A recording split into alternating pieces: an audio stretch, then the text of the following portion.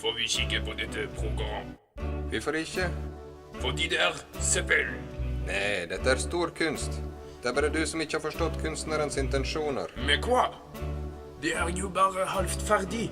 Le karakter er en klisjé. Le animasjon er håpløst stiv og utroverdig.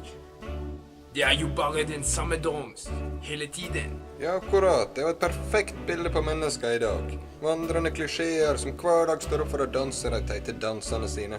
De er jo alle håpløst stive og unaturlige. Men du kan jo ikke lage kunst på 20 minutter.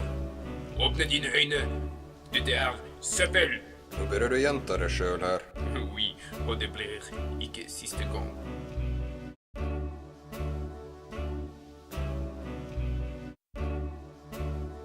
Hvorfor vi kikker på dette program?